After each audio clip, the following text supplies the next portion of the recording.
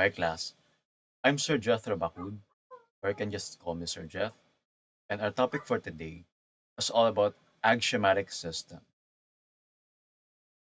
Now, we need to answer or identify four important details about the axiomatic system.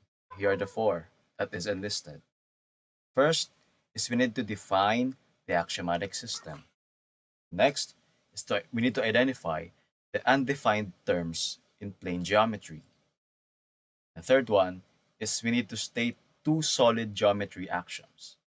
And for the last one, we need to compare the Euclidean and the finite geometry. Now let's take a look to the first one and let's define it. What is the axiomatic system? Now the axiomatic system is a way to build a subject or something using a small set of basic rules. The keyword here is the small set of basic or legitimate rules. These basic rules are called the axioms or postulates.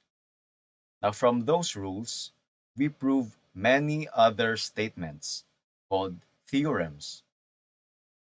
Now, for our real life example, we can imagine or think about building with Legos, just like what you can see on the screen.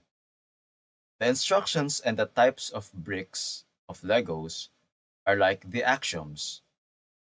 You only need a few bricks or brick shapes and rules for connecting them, just like on the screen. We need 7 specific steps. Now, using these, you can build many different models. The bricks and rules are not proven, yet they are accepted, and everything else you build follows them, just like this one. With different bricks, you can create different models, just like the Lego tractor. Now, for our quick summary, an axiomatic system is a small set of accepted rules that let us create and prove many other facts. So the keyword here is small set of rules or accepted rules. Now, for the second one, we need to identify the undefined terms in plane geometry. There are three undefined terms in plane geometry. First one is the point. Now, we can imagine thinking of a pinpoint on a map marking a city. So you can imagine a map or digital maps using Google Maps or your hardbound maps. It shows a specific location, but it has no size. Now, this is like a mathematical point. Now, for the line, we can imagine a straight road that goes on and on. It has direction and connects places, but in mathematics, it has no ends. That is like a line. Now, for the plane, we can imagine or we can picture a flat surface or a flat table surface that stretches infinitely in all directions. Just like in mathematics, a plane is a flat surface that keeps going with no limitations. Now you may ask, why do we need or why do we leave them undefined? Now if we try to define these using simpler words, we would need other words that themselves need defining. So they are considered undefined. So just we can accept the point, line, and plane as starting ideas. Now, from them, from the point, from the line, and from the plane, we can create axioms and build geometry. Now, for the third one, just like here in our example, real life example, point, we can define points using letters or using capital letters, we can name them, just like this one.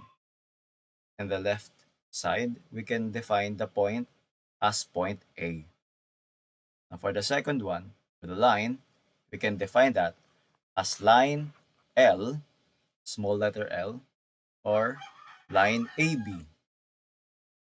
Next is the plane. We can define plane as the letter M, as is it shown, or plane ABC. Now for the third one, we need to state two solid geometry axioms. Now axiom number one, through any three non-collinear points, there is exactly one plane. Now for our explanation here, if you have 3 points that are not all on the same line, they determine a single flat surface. Now let's take a look here for our real life example. We can put different things on above a flat surface. Now imagine you put those random things on your flat surface or on your mat or on your floor. Now there is exactly one flat tabletop or one flat mat that touches all the materials that you've put onto them.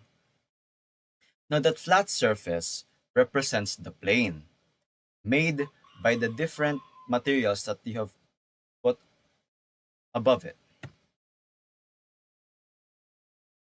Now for the second axiom, a line either lies in a plane or it meets the plane at exactly one point or does not meet the plane at all.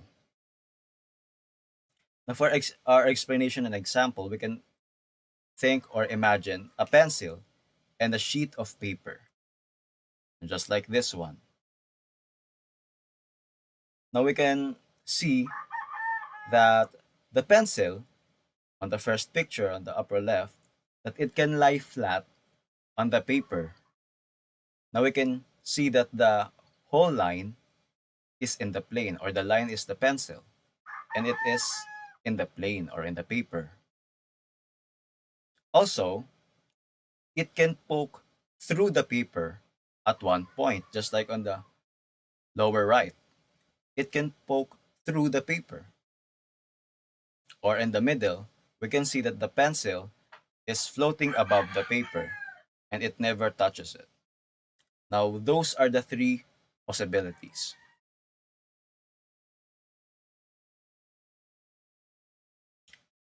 Next, for the fourth one, we need to compare the Euclidean and the finite geometry. Now that there are 3 points that we can think of when we compare the Euclidean and the finite geometry. Now, first one is it works on flat space that goes on forever. It is for the Euclidean geometry. Now, the next one is it uses real numbers for distances and angles. And also, Euclidean geometry has many familiar rules that it can hold up to. For example, there's exactly one parallel line through a given point to a given line. Now for the finite geometry, we also have 3 points that we can discuss of. First one, it has only a limited number of points and lines. And for the second one, in finite geometry, lines may have a fixed small number of points on them. And also, in finite geometry, some familiar Euclidean rules do not apply or do not hold on in the same way.